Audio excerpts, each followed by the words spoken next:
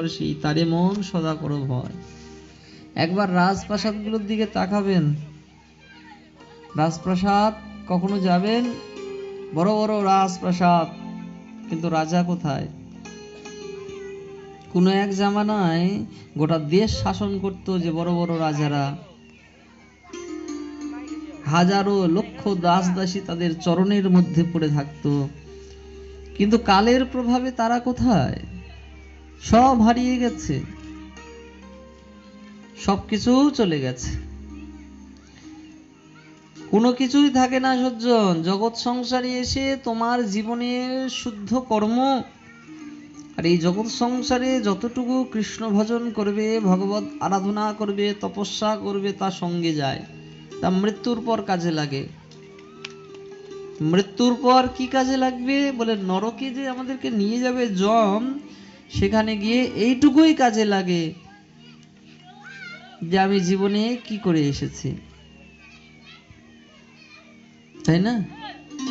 জীবনটাকে ভগবত চরণ কমলের মধ্যে দিয়ে বাস ভগবত নাম গুণ কীর্তন হওয়া চায়, সারা জীবন ধরে রাধারানীর চরণে পড়ে থাকা চায়।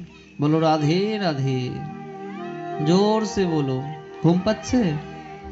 শীতকালে ঘুম পাচ্ছে, রাত হয়ে গেছে।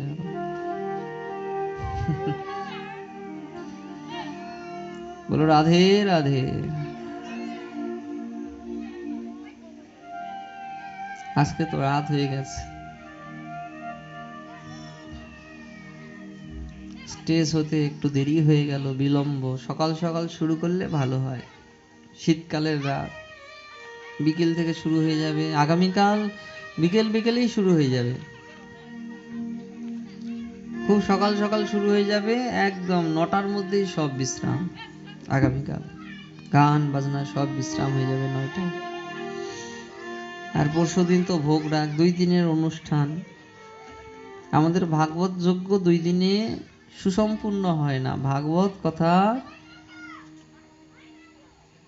7 দিন ব্যাপী যজ্ঞানুষ্ঠানের দ্বারাই বিশ্রামের পথে যায়, তবু সম্পূর্ণ হয় না, বিশ্রাম হয়। কারণ পরীক্ষিতের জন্য মহারাজ সুখদেব গোস্বামী চরণ 7 দিন হরিকথা বলেছিলেন। পরীক্ষিতে যখন অভিশাপ এসে পড়ল 7 দিন বাঁচবে, গঙ্গার তটে গেলেন। তখন জগৎ সংসার আলোকিত করে 16 বৎসরের এক ছেলে, নাম ভগবান সুখদেব গোস্বামী চরণ, তিনি সামনে এসে 7 দিন ধরে ভগবানের দিব্য হরিকথা শ্রবণ করালেন। বলে 7 দিনের ভিতরে কারো কল্যাণ হতে পারে? 7 দিনের ভিতরেই কল্যাণ হয়ে যায় সজ্জন, যদি কেউ তার সময়কে শেষ জীবনেও এসে ভগবানের চরণে আত্মসমর্পণ করে। ভগবান গীতায় বলেছেন না, অপি চেত সুদুরাচার ভজতে মামনন্য ভাগ। অতি দুরাচার ব্যক্তিও যদি অনন্যভাবে আমার চরণে শরণাগত হয়, আমি তাকে উদ্ধার করি। জগাই মাদাই সারা জীবন পাপ করেছে, কিন্তু আজ এমন পাপ করে বসলেন, নিত্যানন্দের কপালে কলসির কানা ছুঁড়ে মারলেন, তবু নিতাই চাঁদ তাদের উপর করুণা করলেন।